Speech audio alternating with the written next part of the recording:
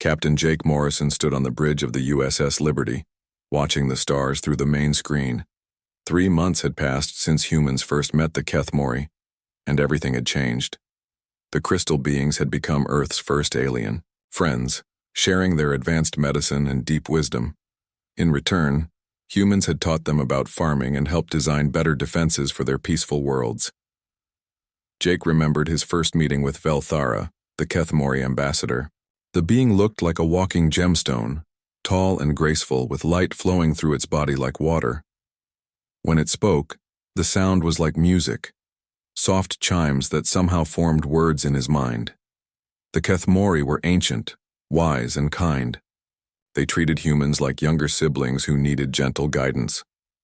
Dr. Lisa Warren worked at her station nearby, studying the latest Kethmori medical data. She had become the unofficial human expert on their culture, spending hours learning their musical language and crystal-based technology.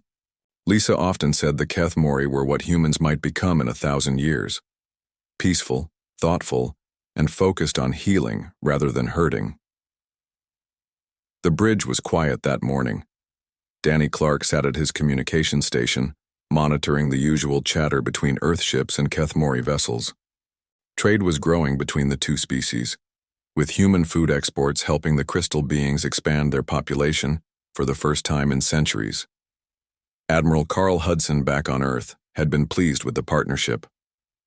The Kethmori medical technology could extend human life by decades, while their philosophical teachings were helping solve conflicts between Earth's nations.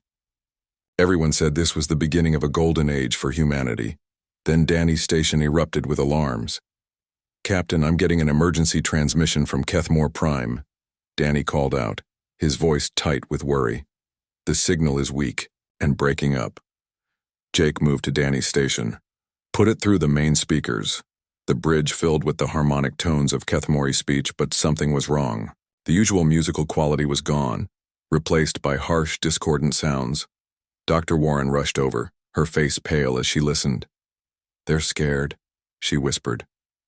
"I've never heard them sound like this before."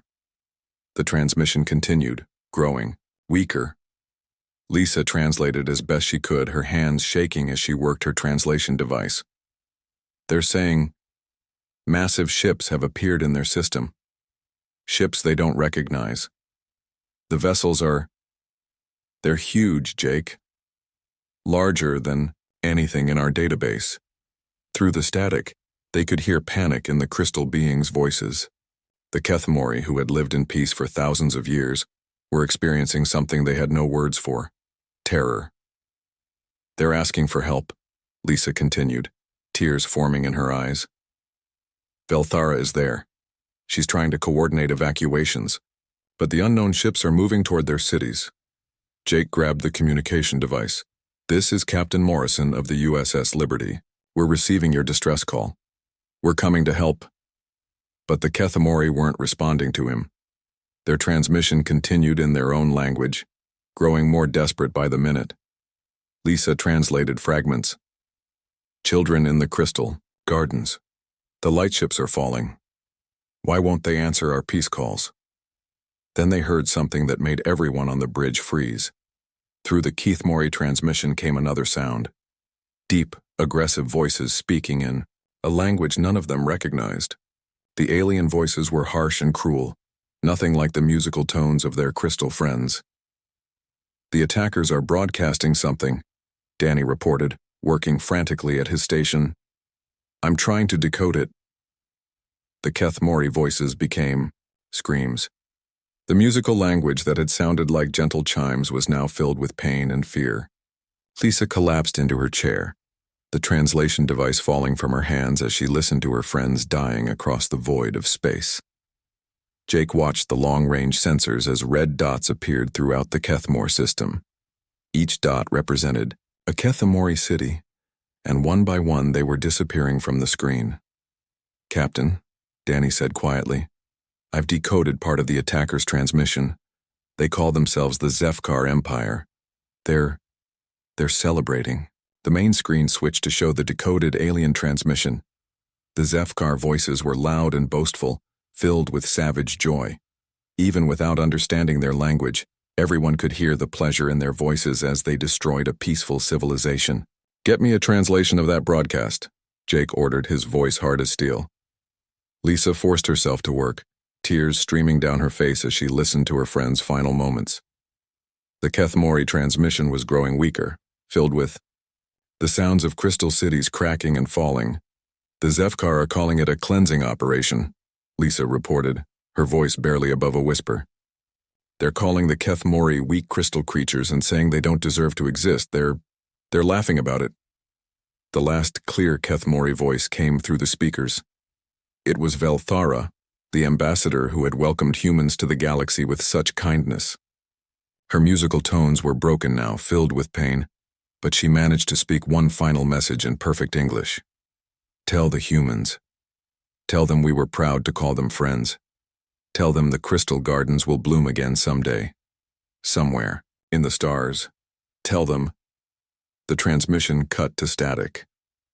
Jake stared at the main screen as the last red dots vanished from the Kethmor system. An entire civilization, millions of peaceful beings, had been wiped out in less than 6 hours. The first alien friends humanity had ever made were gone. "Keep monitoring," Jake said quietly.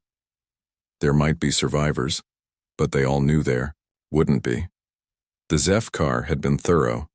The long-range sensors showed nothing but empty space where once there had been beautiful crystal cities and orbital gardens that glowed like stars. Danny's station beeped again. "Captain, the Zefkar are still broadcasting. They're talking about us now." The harsh alien voices filled the bridge again, and Lisa forced herself to translate despite her grief. "They know about humans. They call us disease spreaders, who corrupt the pure races. They say we made the Kethmori weak by teaching them to trust outsiders." Jake's hands clenched into fists as he listened to the aliens mock both his species and their murdered friends. "They're planning to come for Earth next," Lisa continued, her voice growing stronger with anger. "Their leader, someone called Warlord Vexthran, says humans are just another infection that needs to be cleaned from the galaxy. They think it will be easy because we're young and primitive." The bridge fell silent except for the static from dead Kethmor space. Jake looked around at his crew, at Danny's pale face, at Lisa's tears, at the other officers who had all come to love their crystal friends over the past 3 months. "Set course for Earth," Jake ordered. "Maximum speed." "Sir?" Danny asked. "Admiral, Hudson needs to see this recording. All of it. The galaxy just taught humanity its first lesson about what's really out there in the dark between the stars." As the USS Liberty turned toward home, Jake took one last look at the Kethmor system on the sensors. Empty space where once there had been light and music and kindness. The Zefkar had killed humanity's first alien friends and were planning to do the same to Earth.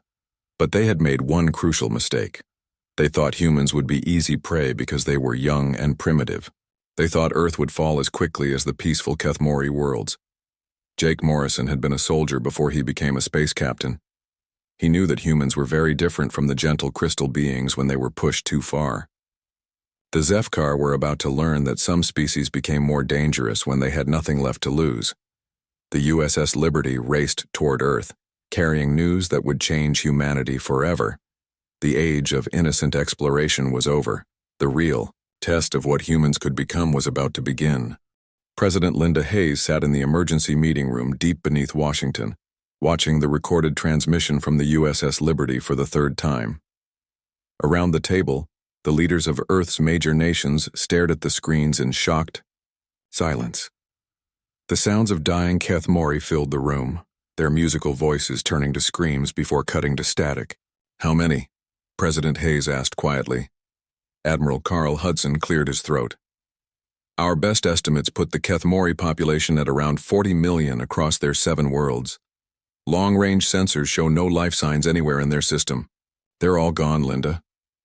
The room remained silent as the weight of those numbers settled on everyone present. 40 million peaceful beings, wiped out in 6 hours by creatures who celebrated murder like a sport. Dr. Amy Carter sat at the far end of the table, clutching a small crystal sculpture that Velthara had given her during the first cultural exchange. Amy had spent weeks learning about Kethmori art, studying how they grew buildings from living crystal and created gardens that sang in harmony with solar winds.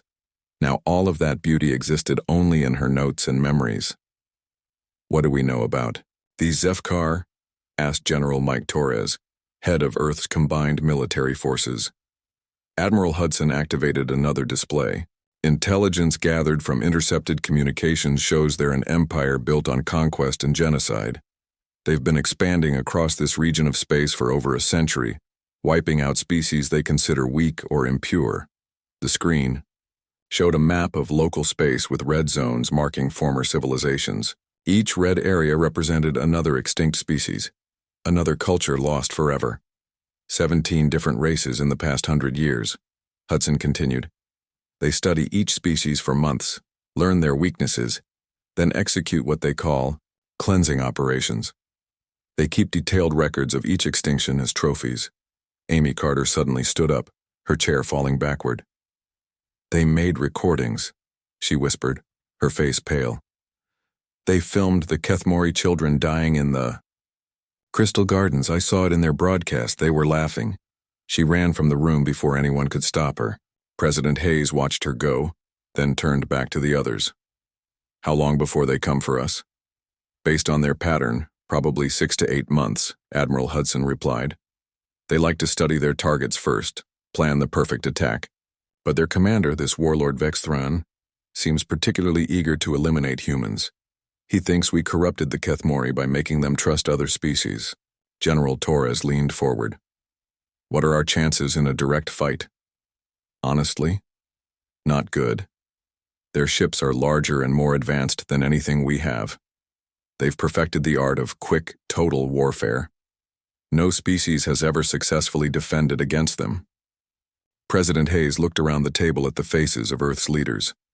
She saw fear there, but also something else growing beneath it, something cold and hard that she recognized from humanity's darkest chapters. "Then we don't fight fair," she said quietly. The next morning, President Hayes addressed the world from the United Nations building. Behind her stood flags from every nation on Earth, united for the first time in human history by shared grief and growing rage. "My fellow humans," she began, her voice carrying to every corner of the planet through emergency broadcasts. "Yesterday we lost our first friends among the stars, the Kethmori people, who welcomed us to the galaxy with open arms and generous hearts, have been murdered by an empire that celebrates the extinction of peaceful species." She paused, letting the words sink in. Across Earth, people stopped what they were doing to listen. In factories and farms, in schools and offices, humans learned that their cosmic older siblings were gone. The Kethmori taught us about medicine that could extend human life by decades. They shared philosophical wisdom that helped end conflicts between our nations. They asked for nothing in return except friendship, and for that friendship, they were killed. The president's voice grew harder. "The creatures responsible call themselves the Zefkar Empire. They have declared their intention to come for Earth next. They believe humans are weak because we value cooperation over conquest. They think we will be easy prey." On screens around the world, footage played of Kethmori crystal cities burning, of orbital gardens falling into their parent star, of the musical voices that would never sing again. Today, Earth declares a planetary day of mourning for our murdered friends. Tomorrow, we begin preparations to ensure their deaths are answered. The Zefkar Empire has made one critical error in their planning. They have never faced a species that fights differently when it has nothing left to lose. That evening, Dr. Amy Carter sat alone in her laboratory, surrounded by Kethmori cultural artifacts, crystal sculptures that hummed with stored sunlight, musical instruments that created harmonies no human ear could properly hear, and holographic recordings of crystal gardens that would never grow again. She picked up her translation notes, hundreds of pages documenting the Kethmori language. She had been so proud of her work, becoming the first human to truly understand their complex musical communication. Now that knowledge felt like a burden. She was possibly the only person left in the universe who could properly pronounce Kethmori names. Tony Newman found her there, slumped over her desk with tears staining her research papers. Tony ran Earth's Advanced Weapons Development Program, but tonight he looked as lost as she felt. "Amy, you need to eat something," he said gently. "They had names for colors that don't exist," she whispered. "The Kethmori could see parts of light that we can't even imagine. They had poetry written in crystal formations that took centuries to grow. All of that is gone, Tony. Gone forever." Tony sat down beside her. "Tell me about their defenses. What did they share with us about protecting cities?" Amy looked up, confused by the sudden change in topic. "Why?" "Because General Torres asked me to convert every factory on Earth and the Moon to war production. We're going to build ships, Amy. Lots of ships. And weapons that the Zefkar have never seen before." She stared at him. The Kethmori were pacifists. Their defense systems were designed to disable, not destroy. "I know, but they also shared technical data about energy shielding and structural engineering. Data that could be used differently." Tony's voice was quiet but determined. The Kethmori may have been peaceful, but their final gift to humanity might be the tools we need to avenge them. Over the following weeks, Earth transformed in ways that would have been impossible before the tragedy. Every nation opened their weapons research to each other. Factories that once built cars began producing spacecraft hulls. Scientists who had spent careers studying peaceful applications of technology now focused on more violent uses. The change was eerily quiet. No speeches about glory or honor, no patriotic music or marching parades. Just cold, methodical preparation, driven by grief that had crystallized into purpose. General Torres established Operation Silent Requiem, the largest military buildup in human history. Unlike previous arms races, this one had no competition between nations. Every resource on Earth flowed toward a single goal: making the Zefkar Empire regret their choice of targets. Tony Newman's weapons development team worked 18-hour days using Kethmori defensive technology as the foundation for new offensive systems. The irony wasn't lost on anyone that their murdered friend's final gift would become instruments of revenge. "They studied us for months," Tony told his team during one late-night session. "They know about human military history, our tactics, our weaknesses.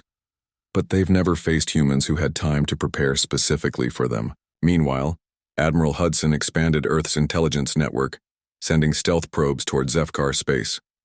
The probes carried no weapons, only sensors and recording equipment. If the Zefkar liked to study their prey, humanity would return the favor. Dr. Amy Carter slowly emerged from her grief, but she was changed. The gentle researcher who had loved learning about alien poetry now spent her time helping military planners understand Zefkar psychology. She translated intercepted communications, mapping the Empire's power structure and identifying key leaders. "They're proud," she told Admiral Hudson during one briefing. "Pride is their greatest strength and their greatest weakness. They've never lost because they've never faced an enemy that could match their brutality." "Can we match it?" Hudson asked. Amy looked at him with eyes that had lost their innocence. "General, we invented total war. We perfected genocide long before we reached the stars. The Zefkar think they're monsters, but they've only ever fought peaceful species. They have no idea what monsters actually look like." As Earth's preparations continued, intercepted Zefkar communications revealed their invasion timeline. Warlord Vex Thran was gathering his largest fleet, planning to make humanity's extinction a grand celebration for his empire. He expected the campaign to last no more than a few days. President Hayes received daily reports on the military buildup. Shipyards in Earth orbit worked around the clock, producing vessels designed not for exploration or trade, but for one specific purpose. The lunar colonies had been converted into weapons factories, churning out devices that would have horrified the peaceful Kethmori. 6 months after receiving that final transmission from Velthara, Earth was ready. Commander Steve Parker floated in the darkness of space, watching his target through the viewscreen of his stealth ship. Below him, a Zefkar celebration station glowed with lights and activity. The alien station was shaped like a massive ring, with thousands of Zefkar gathered inside to commemorate their latest victory over a peaceful species called the Mortaki. 6 months had passed since the Kethmori genocide. 6 months of careful preparation and quiet rage. Now, Earth's response was finally beginning. "Target confirmed," whispered Lieutenant Kate Sullivan from her position at the weapons console. 3,000 Zefkar celebrating the extinction of the Mortaki colonies. They're broadcasting their victory speeches across their entire empire. Steve nodded grimly. The Zefkar had wiped out another species just 2 weeks ago, following their same pattern. Study the target, find their weaknesses, then execute a perfect genocide while filming the entire process for entertainment. "Bobby, are you in position?" Steve asked through his comm unit. "Ready, Commander," came the quiet response from Bobby Martinez, who was aboard another stealth ship on the far side of the station. "Their shields are down because they think they're safe in their own space. Typical Zefkar arrogance." Dr. Helen Adams sat at her console monitoring Zefkar communications. She had spent months studying their psychology, learning how their minds worked. The Zefkar were predators who gained pleasure from causing fear and pain. They celebrated death like humans celebrated births. "They're toasting the screams of Mortaki children," Helen reported, her voice cold with controlled anger. "The station commander is playing recordings of the final moments from each extinct species. They consider it entertainment." Steve felt his jaw tighten. The Mortaki had been artists, creating beautiful sculptures from metal and light. Their cities had been works of art themselves, flowing structures that danced with their planet's wind, patterns. Now they were gone, remembered only as trophies in Zefkar victory celebrations. "Dr. Adams, begin the broadcast," Steve ordered. Helen activated her equipment, sending a signal directly into the Zefkar station's communication system. But instead of human voices, the transmission carried the final screams of the Kethmori. The musical language that had once sounded like gentle chimes now filled the Zefkar celebration hall with the sounds of terror and death. The celebration stopped. Through their sensors, Steve's team could see the Zefkar looking around in confusion as their entertainment was replaced by the dying cries of humanity's murdered friends. "Now," Steve said quietly. Both human ships opened fire simultaneously. Their weapons had been designed specifically for this moment, using Kethmori energy technology modified for destruction instead of healing. The beams cut through the station's hull like it was made of paper. The attack lasted exactly 37 seconds. When it was over, the massive celebration station was nothing but drifting debris and empty space. 3,000 Zefkar who had been laughing at genocide were gone, leaving behind only silence. "Any survivors?" Steve asked. Bobby checked his sensors. "Negative. Complete elimination. No escape pods, no distress signals, nothing." "Good. Set course for the next target." This was the new pattern of human warfare. No grand battles, no heroic charges, no mercy for the merciless. Steve's stealth fleet struck at Zefkar celebration sites across their empire, turning moments of triumph into reminders of their own mortality. The Zefkar military tried to respond, but they had never faced this kind of enemy before. Their entire doctrine was built around overwhelming weaker species with superior firepower. They didn't know how to fight shadows that struck without warning and vanished like smoke. 3 weeks. After the first attack, Warlord Vexthran held an emergency meeting with his commanders. The massive alien stood over a holographic display showing the locations of 17 destroyed celebration sites. His species looked like walking insects, with chitinous armor and multiple eyes that glowed red with anger. "How are these humans doing this?" he demanded, his voice like grinding metal. "Our sensors show nothing before the attacks. They appear from nowhere, strike, and disappear." General Caxthor, his chief military advisor, shifted nervously. "Their technology is unknown to us, Warlord. Our intelligence suggested they were primitive, barely capable of space travel." "Clearly our intelligence was wrong," Vexthran snarled. "But they are still weak. Cowards who strike from hiding instead of facing us honorably in battle." What the Zefkar didn't understand was that honor had died with the Kethmori. The humans hunting them were no longer interested in fair fights or noble victories. They wanted the Zefkar to feel what their victims had felt, helpless terror in the face of unstoppable destruction. Meanwhile, on Earth, President Hayes received daily reports from Steve's operations. Each successful strike was logged and analyzed. But there were no celebrations. The war room remained quiet and professional, focused entirely on the systematic elimination of Earth's enemies. Psychological impact is significant, reported Dr. Helen Adams during one briefing. Zefkar communications show increasing fear and paranoia. They're canceling public gatherings and moving their population centers to more secure locations. Good, Hayes replied. What's our next phase?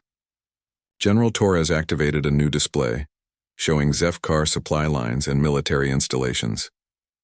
Bobby Martinez's infiltration teams are ready to begin Phase 2.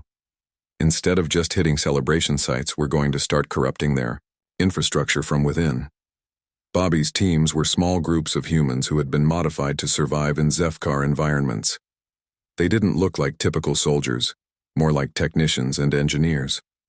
But they carried weapons more dangerous than any gun, the ability to turn the Zefkar's own technology against them. The first infiltration began on a Zefkar supply depot near their military academy. Bobby and his team posed as maintenance workers from a conquered species, using stolen identification codes to gain access to the facility. Remember, Bobby told his team through their internal comm system, we're not here to blow things up. We're here to make them doubt everything they depend on. The team split up, each member targeting a different system. They introduced subtle changes to the depot's computer networks, food storage temperatures that would gradually poison entire shipments, weapon manufacturing systems that would produce defective ammunition, and communication arrays that would broadcast the wrong coordinates during battles. The corruption was designed to spread slowly, infecting other systems throughout the Zefkar network. When their weapons failed during combat, when their food made them sick, when their communications led them into traps, they would never know if it was human sabotage or just random equipment failure. But the psychological warfare was even more effective than the sabotage. Dr. Adams had studied Zefkar culture carefully, learning exactly what would frighten them most. They celebrate by replaying the death screams of extinct species, she explained to her team. Those recordings are sacred to them, symbols of their power and superiority. So we're going to corrupt those too. Human infiltrators began hacking into Zefkar entertainment networks, replacing their favorite genocide recordings with something else. Instead of hearing the terrified cries of their victims, Zefkar citizens found their broadcasts interrupted by the sounds of human laughter, cold, calculating laughter that suggested predators enjoying a hunt. The message was clear. The hunters had become the hunted. Within weeks, Zefkar society began showing signs of strain. Their military couldn't explain the sudden equipment failures. Their entertainment was corrupted with sounds that reminded them they were being stalked. Their celebration sites kept disappearing in mysterious attacks that left no witnesses. Commander, Steve Parker continued his surgical strikes, but now he had a new target list. Instead of just hitting celebration sites, his stealth ships began attacking Zefkar historical monuments and cultural centers. Every statue commemorating a genocide, every museum displaying trophies from extinct species, every monument to Zefkar superiority became a target. They wanted to erase cultures, Steve told his crew as they prepared for another mission. Now they get to watch their own culture disappear piece by piece. The psychological impact was devastating. The Zefkar had built their entire identity around being the galaxy's ultimate predators. They had never imagined that something could hunt them with the same cold efficiency they used on others. Warlord Vex Thran tried to maintain control, issuing propaganda broadcasts about Zefkar strength and inevitable victory, but his words rang hollow as another celebration station vanished into space dust, as another historical site was reduced to rubble, as another supply depot began producing poisoned food and defective weapons. The empire that had spent a century perfecting genocide was learning what it felt like to be prey, and unlike their victims, the Zefkar were discovering that their hunters were patient, methodical, and completely without mercy. Dr. Adams watched the psychological profiles of captured Zefkar communications and smiled coldly. Fear was spreading through their empire like a virus, making them doubt everything they had once taken for granted. The Zefkar had taught humanity that some species didn't deserve to exist.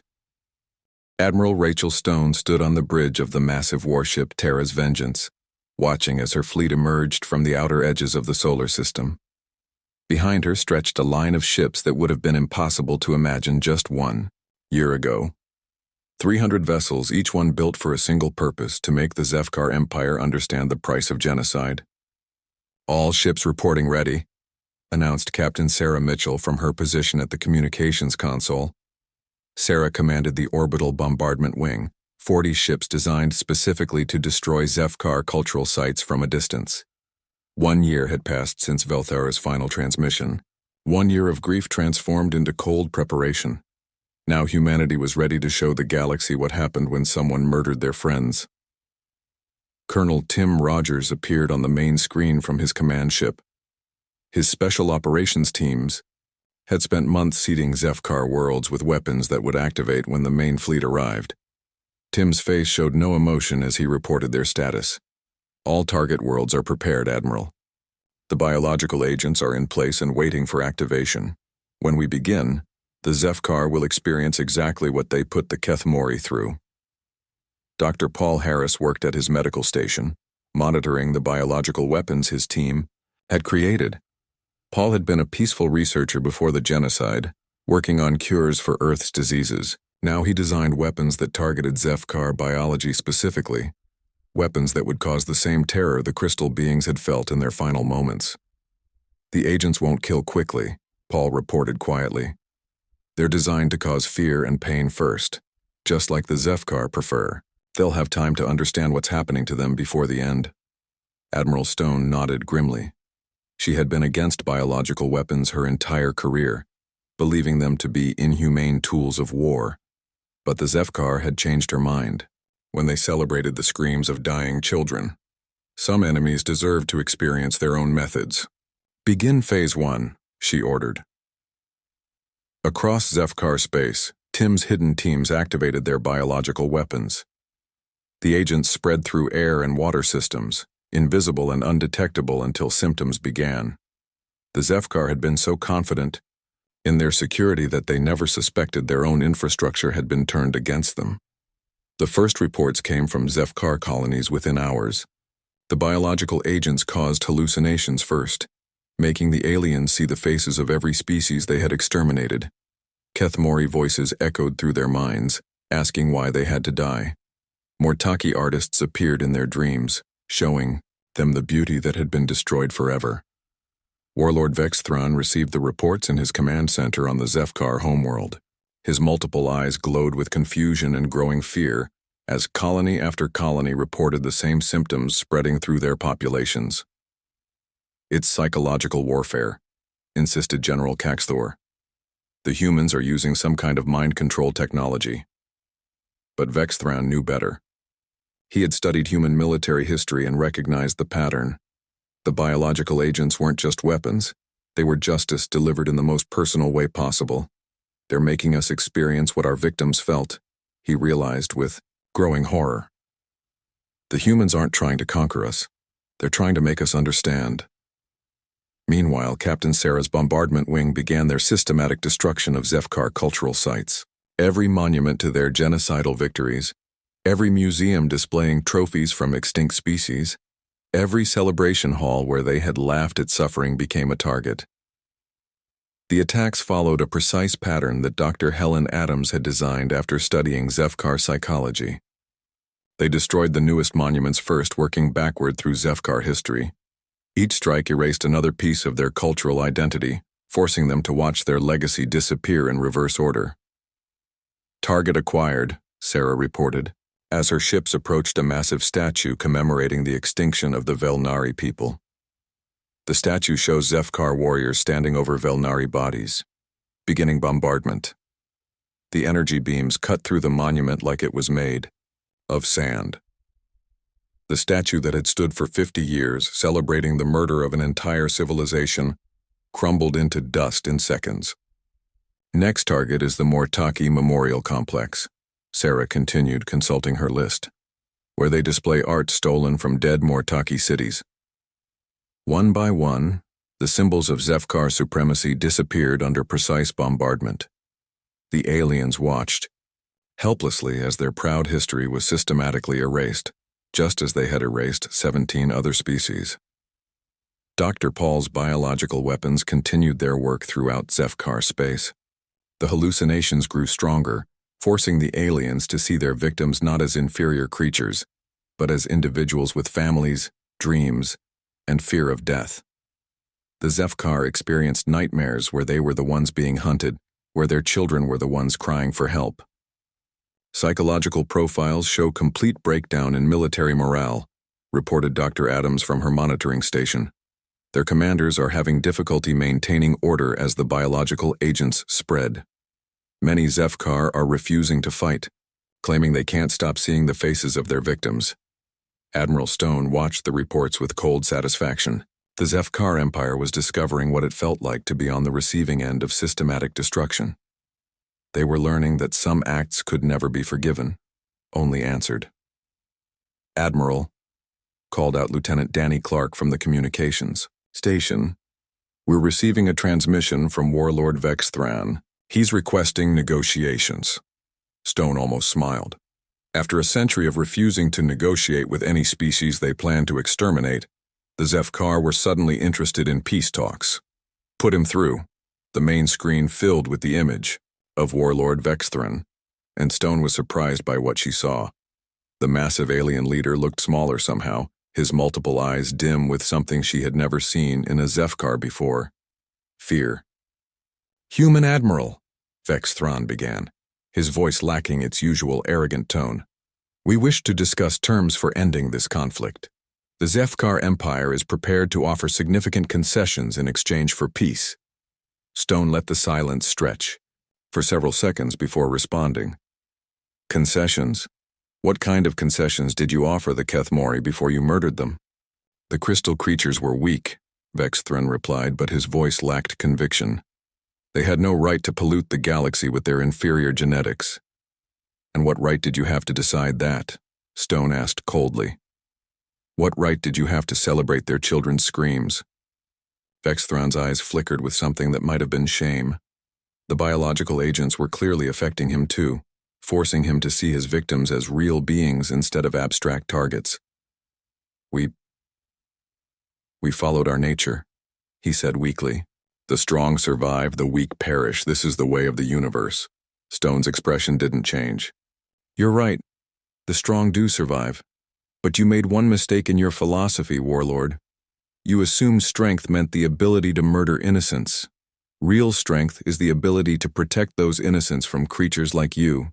She gestured to Captain Sarah, who immediately targeted the communication array broadcasting from Vexthran's location. "Here are our terms," Stone continued. "You taught the galaxy that some species don't deserve to exist. We learned the lesson well. There will be no negotiations, no concessions, no mercy.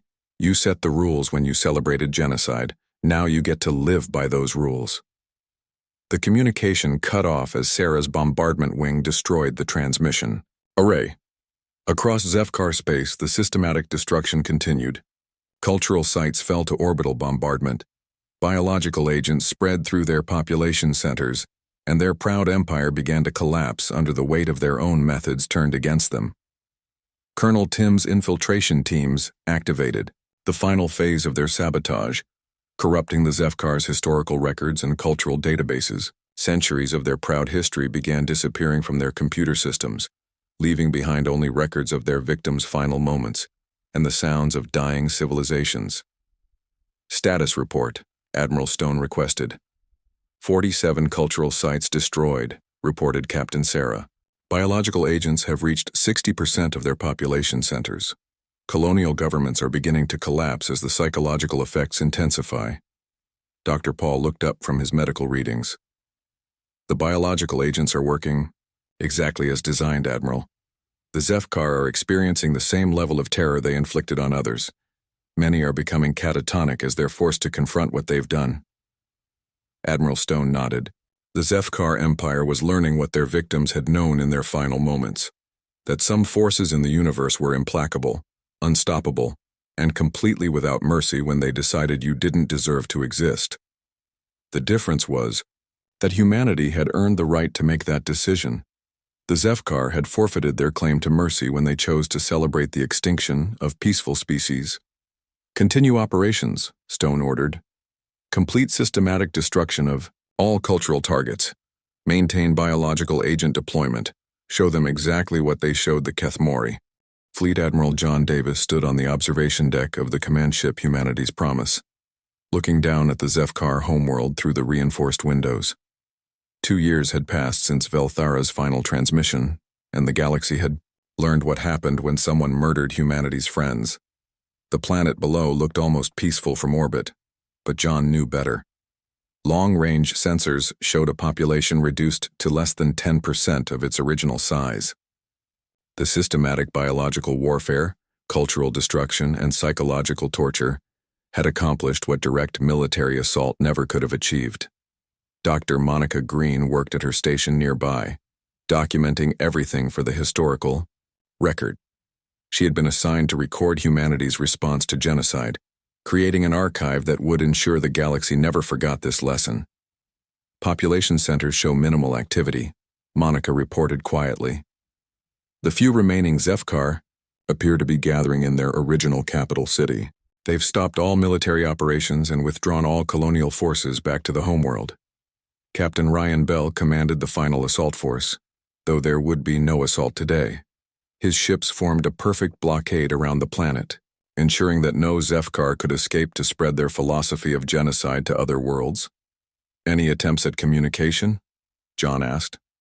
None, Admiral, Ryan replied. They stopped trying to contact us 3 weeks ago. Our xenopsychology teams believe they've entered a state of cultural collapse. They can no longer function as a society. Ambassador Lisa Thompson prepared for her final transmission to the galactic community. She had spent months crafting humanity's message to the other species who had watched the Zefkar Empire fall in silence. John activated the long-range communications array, broadcasting to every inhabited system within 100 light-years. This message would reach species that had hidden from the Zefkar for generations, civilizations that had lived in fear of becoming the next target for genocide. This is Fleet Admiral John Davis of the Earth Coalition, he began, his voice carrying across the void to thousands of worlds. 2 years ago, the Zefkar Empire murdered our friends, the Kethmori people. Today, we complete our response to that act. On the main screen, images played of the once mighty Zefkar Empire. Empty worlds where celebration stations had been destroyed, silent colonies where biological agents had done their work, and the homeworld below where the last remnants of a genocidal civilization waited for their final judgment. The Zefkar Empire taught the galaxy that some species don't deserve to exist, John continued. They perfected the art of systematic extinction, wiping out 17 different civilizations over the past century. They kept records of each genocide as trophies, celebrating the screams of dying children and the extinction of peaceful cultures. He paused, letting those words reach the listening worlds before continuing. When they murdered the Kethmori, they made one critical error. They assumed that because humans valued cooperation and peace, we would be easy prey.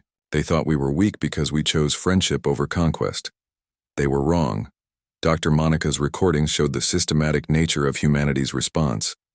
Every destroyed monument, every corrupted database, every biological weapon deployment had been planned and executed with mechanical precision. The Zefkar had faced extinction not through random violence, but through methodical application of their own philosophy. We learned their methods, John said.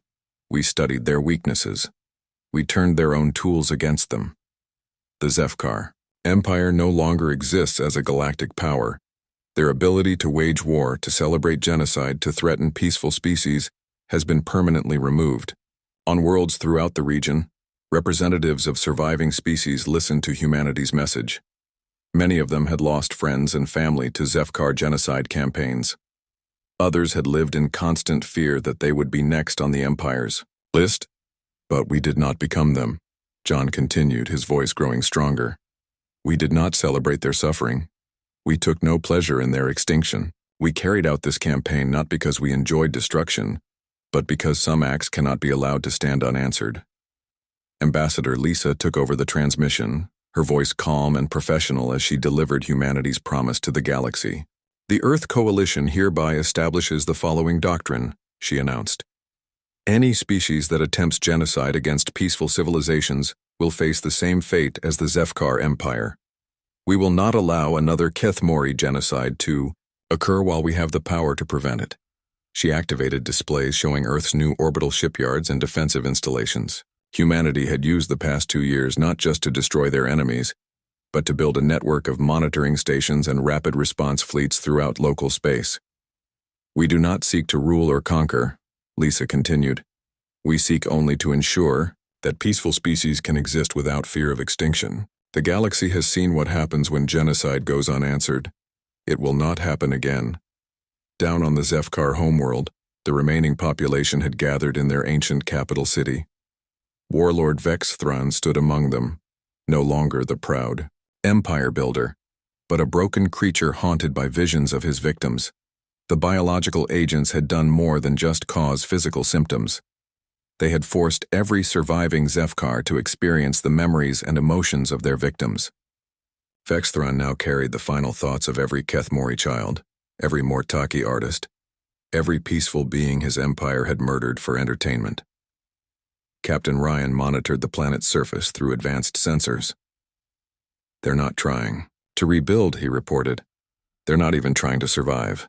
The psychological damage appears to be complete. Dr. Monica looked up from her historical records. The Zefkar built their entire identity around being the galaxy's ultimate predators. When that identity was destroyed, they had nothing left to define themselves. They've experienced collective cultural death. John nodded grimly. It was exactly what humanity had intended. The Zefkar couldn't be allowed to rebuild because they couldn't be trusted not to return to genocide when they recovered their strength. The only permanent solution was to ensure they never recovered at all. "Sir," called out Lieutenant Danny, Clark from his communication station, "we're receiving a transmission from the Healer Coalition. They're thanking us for eliminating the Zefkar threat." Similar messages arrived from dozens of species throughout the region. Civilizations that had hidden in fear for generations were finally emerging, knowing that the monsters who had haunted their nightmares would never threaten them again. But John took no satisfaction from the praise. He had watched good people, like Dr. Amy Carter, transform from gentle researchers into architects of biological warfare. He had seen humanity's innocence die, along with their alien friends. "Begin final monitoring station deployment," he ordered. Captain Ryan's ships moved into position around the Zefkar homeworld, establishing permanent surveillance platforms. These stations would ensure that if any Zefkar somehow recovered and attempted to rebuild their genocidal empire, humanity would know immediately. The monitoring stations were not prisons. They were promises. Promises that the galaxy would never again watch peaceful species disappear while those with the power to help stood by and did nothing. Dr. Monica completed her historical archive, creating a comprehensive record of both the Zefkar genocides and humanity's response. The records would be distributed to every known civilization, ensuring that future generations understood both the cost of genocide and the price of allowing it to continue. 3 months later, Dr. Amy Carter stood in her laboratory on Earth, tending to a small garden of crystalline formations. The formations were the only remaining samples of Kethmori biotechnology, kept alive through careful cultivation and advanced life support systems. Amy spoke to the crystals in their musical language, one of only 3 humans who still remembered how to pronounce Kethmori words correctly. She told them about the flowers blooming on Earth, about the children playing in gardens their sacrifice had helped protect, about the species throughout the galaxy who could now live without fear because the Kethmori had not died unavenged. Kotini. Crystal formations hummed softly in response, their stored sunlight creating patterns that looked almost like faces. Amy liked to think they were the faces of her murdered friends, finally at peace knowing their deaths had meaning. Outside her laboratory window, Earth's new orbital shipyards continued their work. The ships they built were not for exploration or trade, but for a single purpose: ensuring that never again would a peaceful species face extinction while humanity had the power to prevent it. The age of innocent exploration was over. Humanity had learned that the galaxy contained both beautiful wonders and terrible monsters. They had chosen to become guardians, watching from the darkness to ensure that beauty could exist without fear of destruction. The Kethmori were gone, but their legacy lived on in the species they had unknowingly saved through their friendship with humanity. The galaxy was safer because they had died, and because humanity had loved them enough to ensure their murders were never forgotten or forgiven.